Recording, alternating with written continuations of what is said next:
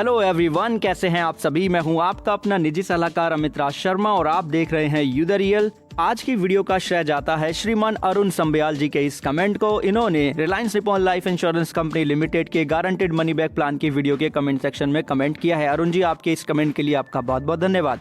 अगर आप लोग गारंटेड मनी बैक प्लान की डिटेल को समझना चाहते हैं तो चैनल पे लाइफ इंश्योरेंस प्लेलिस्ट चेक कीजिएगा, आपको ये वीडियो मिल जाएगा जिसमें हमने उदाहरण के साथ इस प्लान को एक्सप्लेन किया है। और आपका समय बचाने के लिए हमने लाइफ इंश्योरेंस प्लेलिस्ट का लिंक पहले से ही वीडियो के डिस्क्रिप्शन में दे दिया है। तो इसी बात पे वीडियो को लाइक करें, शेयर करें, कमेंट सेक्शन में बताएं कि आप अगली वीडियो किस टॉपिक पे चाहते हैं। अगर अभी तक चैनल को सब्सक्राइब नहीं किया है तो सोचिए मत, कर लीजिए, बिल्कुल फ्री है और हर एक वीडियो आती है आपके सुझाव और प्रश्नों के अनुसार प्रतिदिन। आइए आज की वीडियो शुरू करते हैं और जानते हैं जानकारी Reliance Nippon life insurance company limited के सुपर मनी बैक प्लान की। अब ये जो प्लान है ये एक non linked, non participating, non variable money back plan है। बिल्कुल सिंपल शब्दों में समझें, हमने कंपनी को जो प्रीमियम पे किया होगा और जो भी हम पॉलिसी टर्म चुनेंगे, प्रीमियम पेमेंट टर्म चुनेंगे, सम एश्योर्ड चुनेंगे अपनी उम्र के अनुसार, उन सारी चीजों को ध्यान में रख के कंपनी हमें गारंटेड मनी बैक भी देगी और लाइफ कवर भी देगी। यानी कि पॉलिसी टर्म के दौरान मनी बैक तो मिलेगा ही, रेगुलर इनकम भी मिलेगी और अगर डेथ हो जाती है तो हमारे नॉमिनी को डेथ बेनिफिट गारंटेड रूप से पे कर दिए जाएंगे। अब ये सारे बेनिफिट किस तरीके से काम करेंगे एग्जाम्पल के साथ हम आगे समझेंगे, लेकिन उससे पहले अभी बात करेंगे हम एलिजिबिलिटी की जानकारी की।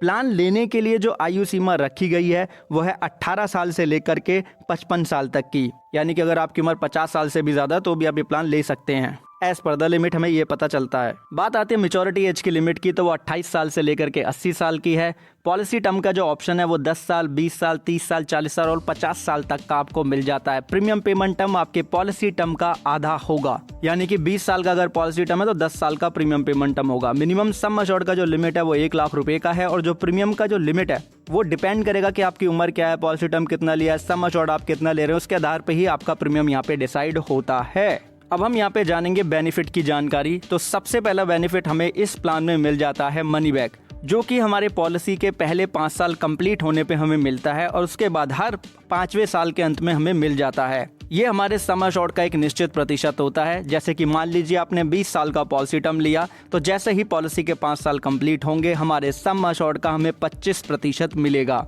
ऐसे ही पॉलिसी के 10 साल कंप्लीट होने पे भी 25% मिलेगा, 15वां साल भी कंप्लीट होने पे भी 25% मिलेगा और 20वां साल भी कंप्लीट होने पे 25% बेसिक सम एश्योर्ड का हमें मनी बैक के रूप में मिलेगा। यानी कि देखा जाए अगर जितना हम सम एश्योर्ड चुन रहे हैं प्लान लेते वक्त उतना हमें मनी बैक के रूप में निश्चित तौर पर दिया जाएगा। ओके, अब इसमें जो नेक्स्ट बेनिफिट आपको मिलता है वो मिलता है प्रीमियम पे करने के बाद में। यानी कि प्रीमियम पेमेंट टर्म कर लेते हैं हम जब कंप्लीट, तब हमें मिलता है। पहला है रेगुलर मंथली इनकम पे आउट, जो कि आपके बेसिक सम एश्योर्ड का 1% होगा पहले साल। यानी कि प्रीमियम पेमेंट टर्म के कंप्लीट करने के बाद का जो पहला साल होगा उस साल, और उसके बाद 0.25% की दर से बढ़ता चला जाएगा। यानी कि 0.25% की दर से। कैसे बढ़ेगा उदाहरण के साथ आगे बताऊंगा आपको, घबराएं नहीं, बस वीडियो एंड तक देखें। गारंटेड लॉयल्टी एडिशन जो आपको मिल रहा है वो भी प्रीमियम पेमेंट टर्म कंप्लीट करने पे ही मिलेगा। आपके बेसिक सम एश्योर्ड का 1% निकाल के उसमें प्रीमियम पेमेंट टर्म का आप गुणा कर देंगे और जो गारंटेड मैच्योरिटी एडिशन होगा वो मैच्योरिटी पे मिलेगा। आपके सम एश्योर्ड का 1% निकाल के पॉलिसी टर्म का आप गुणा कर देंगे।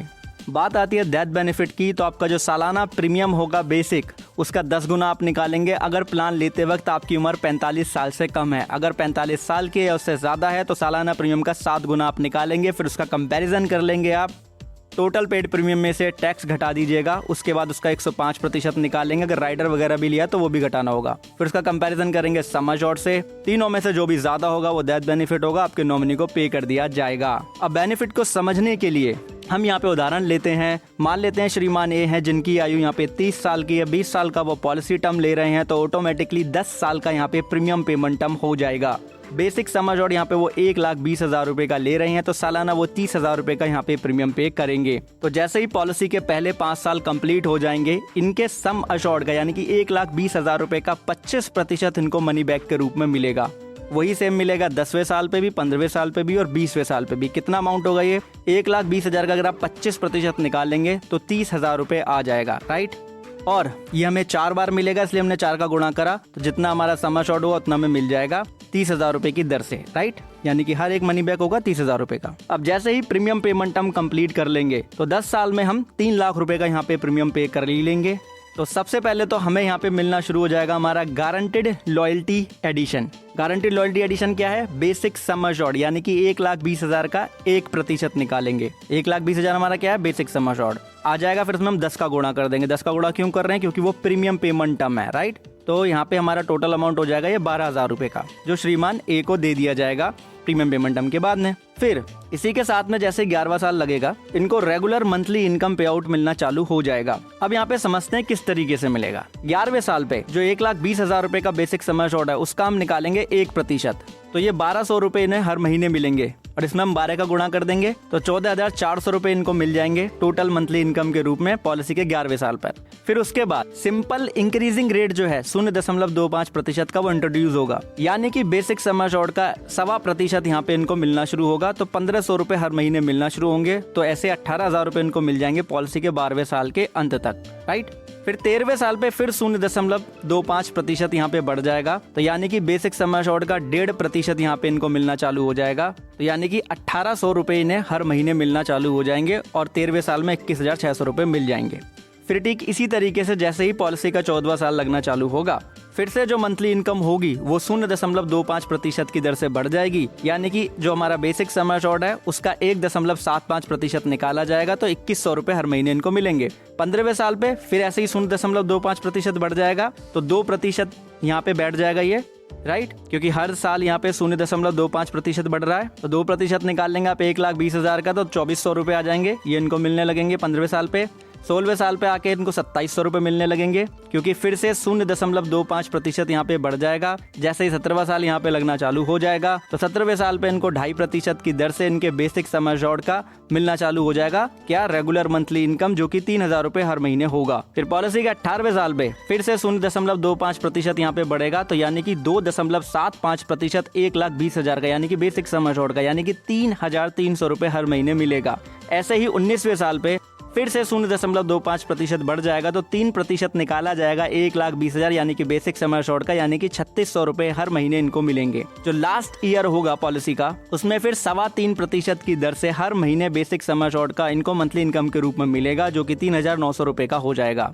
अब आप इनको ईयर वाइज अगर टोटल कैलकुलेट करेंगे, राइट, रेगुलर मंथली इनकम पे आउट का, तो आपको दिखेगा कि जितना प्रीमियम आपने पे किया होगा उससे कुछ ज्यादा ही अमाउंट यहाँ पे आपको रिटर्न वापस मिल जाएगा। ओके, और आपको गारंटेड लॉयल्टी एडिशन मिल ही चुका है, मनी बैक भी मिल ही रहा है। अब यहाँ पे मिलेगा क्या? जैसे ही 20वां साल कंप्लीट होगा, गारंटेड मैच्योरिटी एडिशन यहाँ पे मिल जाएगा। गारंटेड मैच्योरिटी एडिशन क्या है? बेसिक सम अश्योर्ड का 1% और उसमें पॉलिसी टर्म का हम गुणा कर देते हैं। तो हमने 1,20,000 का 1% निकाल के उसमें 20 का गुणा कर दिया, क्योंकि 20 यहाँ पे पॉलिसी टर्म है, तो 24,000 हो गया।